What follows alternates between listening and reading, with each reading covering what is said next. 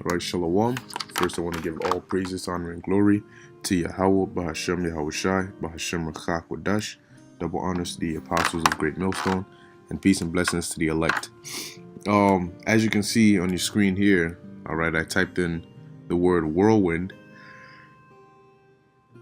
All right, because I was reading the book of 2 Kings, and I typed in the word whirlwind. All right, and as you can see, it looks something like this, something like that, sort of like a beam, if you look at it, like something like this, for example. This right here looks like a horn, okay? And as I was reading the scriptures, man, all right, just to get a visual on it, which I'm going to bring it out, really is going to be centered around the book of 2 Kings, the 2nd chapter, but I got a couple other precepts, okay? Which, matter of fact, let me start with this, okay, referring on to the chariots, because like the scriptures, there's many times in the scriptures where it talks about whirlwinds, in correlation to the chariots or the so-called UFOs, all right, because they are written of in the scriptures in the Bible, okay. The explanation for UFOs that, well, what Esau, what the so-called white man, what the government calls UFOs, which are to them unidentified flying objects, they really IFOs, because they are identified flying objects to us, because we understand what they are and who are in them. Okay, because according to the scriptures, man, within those UFOs, all right, or those so-called UFOs, which are really chariots, all right, the chariots of Israel, okay, dwell the angels. The angels, those are the vehicles, all right, and very soon to come, those are going to be our vehicles too, okay, because that's the Lord is the Lord. When he rose and he went back to the spirit world, he went in one of those, all right, and in like manner, like the scriptures say, he's going to come back with the clouds, all right, which is also those so-called UFOs. But I'm gonna get this quick precept right here.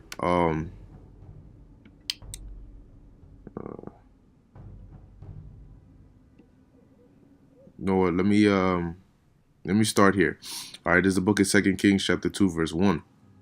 It says, "And it came to pass, when Yahweh would take up Elijah into heaven by a whirlwind, that Elijah went with Elisha from Gilgal." Okay, because it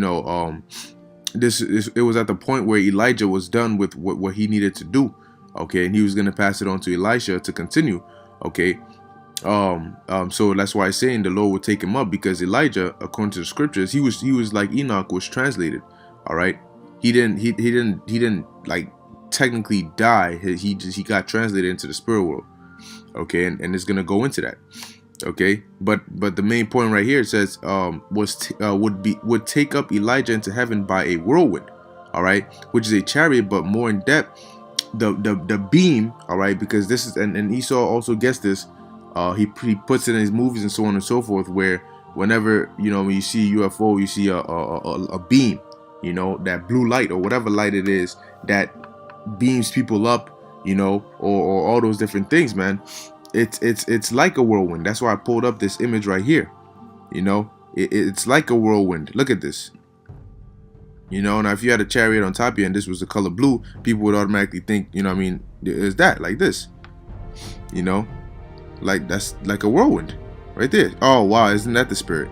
Look at that. 2 Kings 2 and 1. And it came to pass, when the Lord would take up Elijah into heaven by a whirlwind. See? But it's coming. But the whirlwind came from the chariot. Okay, that's the spirit. All right. So going on, continuing, it says, "And Elijah said unto Elisha, Tarry here, I pray thee, for Yahweh has sent me to Bethel. And Elisha said unto him, As the Lord Yahweh liveth, and as thy soul liveth, I will not leave thee." So they went down to Bethel, okay, because it's gonna go into it, and it's gonna tell you that Elijah told Elisha, if he sees, all right, if Elisha sees Elijah leaving, or if he's with him or he's leaving, then he'll grant him whatever he wants, all right. And Elisha, he was not hearing none of that, okay.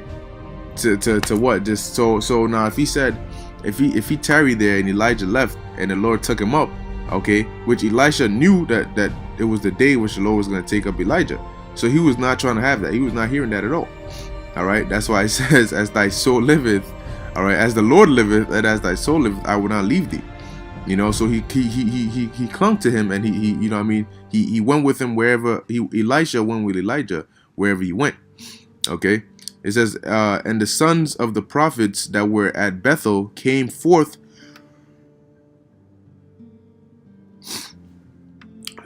Came forth to Elisha and said unto him, knowest thou that Yahweh will take away thy master from thy head today? And he said, yea, I know it. Hold ye your peace.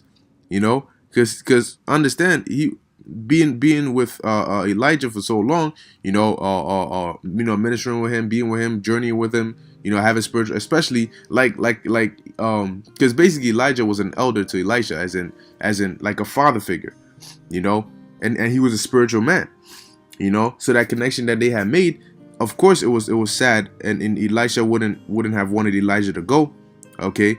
But, you know, just imagine being in that situation, and then you already know what's about to happen. You don't like it, you know, but yet you got people now about to tell you, yo, did you know that blah, blah is about to happen? He's like, yo, I already know that, man. You don't need to remind me, you know. It says, and Elijah said unto him, Elisha, tarry here, I pray thee, for Yahweh has sent me to Jericho. And he said, as Yahweh liveth, and as thy soul liveth, I will not leave thee. So they came to Jericho. And the sons of the prophets that were at Jericho came to Elisha and said unto him, knowest thou that Yahweh will take away thy master from thy head today? And he answered, yea, I know it. Hold ye your peace. You know, so he, like I was saying, yeah, he was not trying to hear it.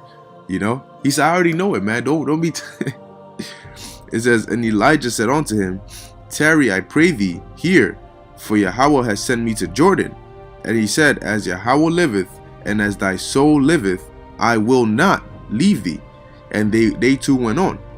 And 50 men of the sons of the prophets went and stood to view afar off, and they stood by Jordan. So they went to watch what would happen, because the prophets knew. They knew that there was that day that Elijah was going to get taken up.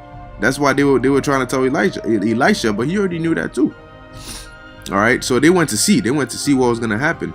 It says, and Elijah took his mantle, all right, or his garment, and wrapped it together, and smote the waters, that they were divided, and they were divided hither and thither, so that they too went over on dry ground. So just imagine that water, like basically like similar to the time of Moses, you know, like just imagine that, you know, he smacked the water and then it parted in half, so there was ground that they could walk on. Hey man, and that's, boy, and just see how he did that, you know. He went and just did it because he knew in his mind that he could do it, you know. Now that's faith right there, man. The how shall I say, what if you have faith as the grain of a mustard seed, you know, you're gonna be able to move mountains, you know. And Elijah had great faith. It says, and it came to pass when they were gone over, that Elijah said unto Elisha, ask what I shall do for thee before I be taken away from thee. And Elisha said, I pray thee, let a double portion of thy spirit be upon me. And that was a very good thing he asked for, man. Okay, man. Oh, and he said, thou hast asked a hard thing, because Elijah had a heavy spirit on him. All right, he had a real heavy spirit on him, and Elisha was smart to ask for a double portion of that. It says, and he said, thou hast asked a hard thing. Nevertheless, if thou see me when I am taken from thee, it shall be so unto thee. But if not, it shall not be so. You know, so imagine that. Imagine somebody asking you, hey, whatever you want, just let me know and I'll do it for you. And you ask for it, and he says, all right, but this is the condition. You got to see me when I'm you ain't trying to hear nothing. You damn near handcuff yourself to him. You know? It says, and it came to pass, as they still went on and talked, that behold, there appeared a chariot of fire and horses of fire, and parted them both asunder. And Elijah went up by a whirlwind into heaven. So now imagine that, you know, as they're talking and talking and talking, because Elisha, both Elijah and Elisha knew the time was very close when it was time for Elijah to go back to the spirit world, you know, because his job was done. Okay. And so what happened as they were talking, now imagine them talking, they weren't going to be standing. That's why it says it parted them both asunder, because they were close, you know, they were walking, standing by each other and talking, you know. And when that happened, that's when the chariot came, okay, And it says what? It parted them both asunder, and Elijah went up by a whirlwind into heaven. Okay, so imagine that Elijah basically got beamed up. You know, he got beamed up into the chariots, man, through a whirlwind. Okay, because that's what that beam looked like. You know, and once again, I pull up the image. Look at something like this. You know what I mean? Like, they even got an image right here. That's he's in the whirlwind right here. See if I can find any more. Now let me also do this real quick.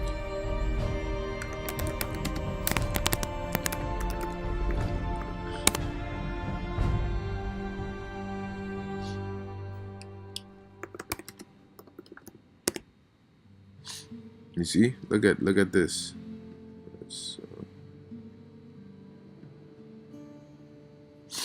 All right, so when you look at this, all right, this beam right here, or these beams right here, okay, it looks similar to a whirlwind, just like that, because the scriptures also talk about how the chariots are gonna be destroying, all right, America too. They're gonna be shooting fire, So it's kind of like a let me see if fiery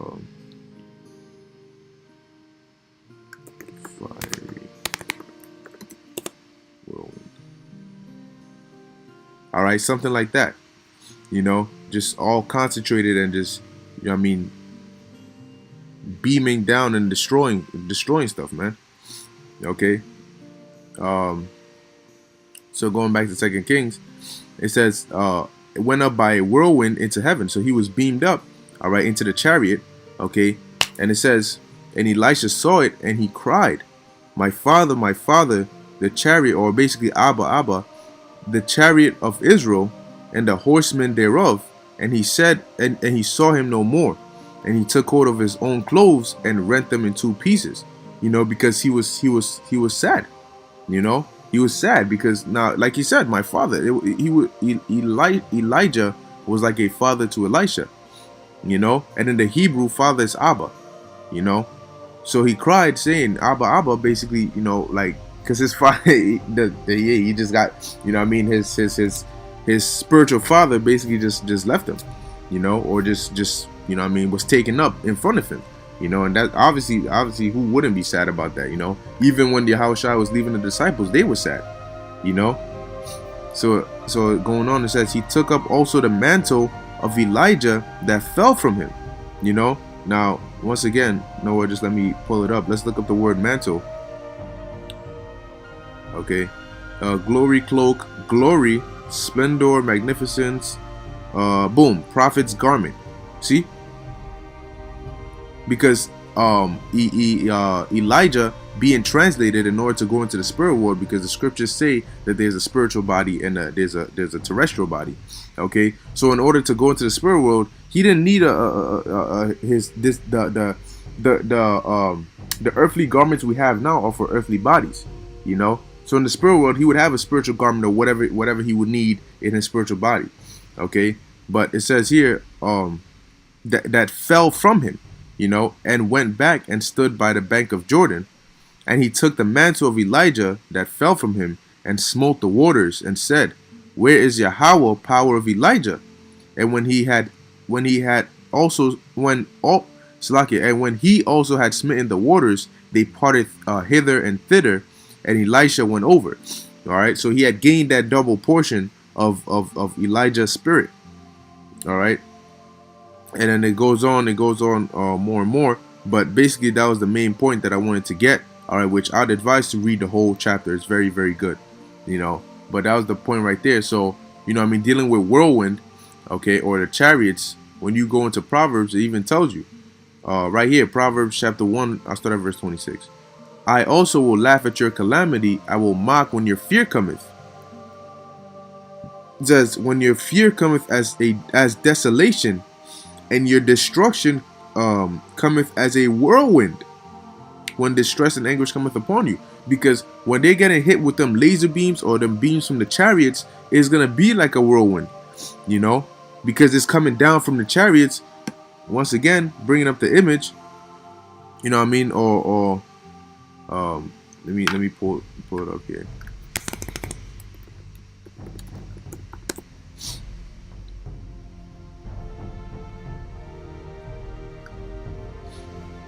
Or better yet, let me see if I could get the one.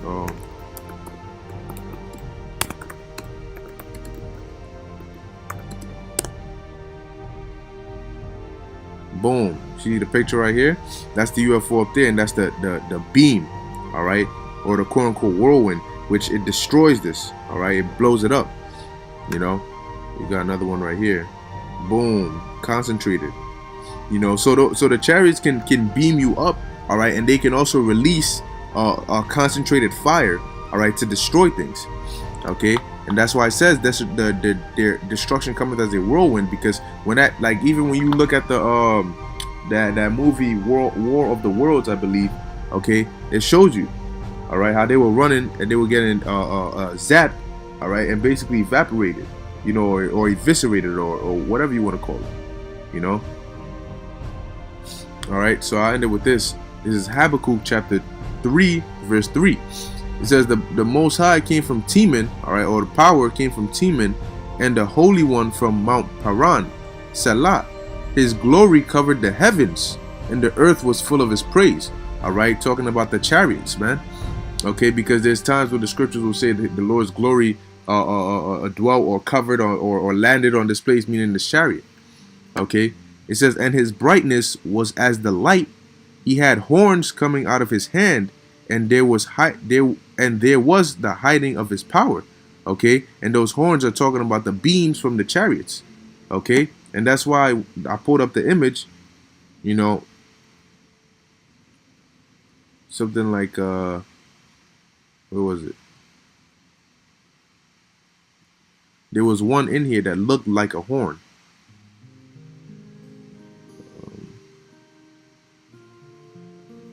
See if I can find this one right here. See, now this is also a whirlwind, but you see how it looks like a horn, because understand, or something like this. See, that looks like a horn, you know, but understand that back then the terminology that was used, all right, by the prophets was based on the vocab that they had access to, you know. So you ain't gonna see laser beam in the scriptures, you know, but based on the spirit, all right, and understanding what they were seeing back then, you can put two and two together. Okay, but it says here he had horns coming out of his hands, and there was hiding of his power. Before him went the pestilence, and burning coals forth at his feet. Okay, now imagine being in the chariot, because it tells you in the book of Ezra how the Lord lifted neither hand nor sword, all right, but the roughly paraphrasing, he destroyed them with the breath. Okay, meaning the beams from his chariot. Okay, and even looking at this image right here, all right, this came from the bottom of the chariot, you know. Now if you're sitting in here, that's basically under you, all right, from your feet. Okay, you know, something like this. Now let's say you're sitting somewhere like right here, and the beam is coming from right here, you know. So just finish it off. It says, before him went the pestilence, and the burning coals went forth at his feet, you know, and he stood, which also you're gonna have the nuclear missiles, okay, destroying this place at the same time, you know. So the day of the Lord is gonna be a crazy day, man. It's gonna be one hell of a day, man, because you're gonna have the missiles burning things under, okay. All right, in America, especially in America, because America is going to be 100% destroyed. And on top of that, you're going to have chariots shooting their laser beams, destroying this place while delivering the elect. It's going to be like an action movie in real life, you know. Man, it's going to be crazy. All right, but you know, that was basically it on that. Okay, I hope this was edifying to the elect. I want to give all praises, honor, and glory to Yahweh, Ba'Hashem Yahushai, Ba'Hashem Rachak Kodash, and Shalom.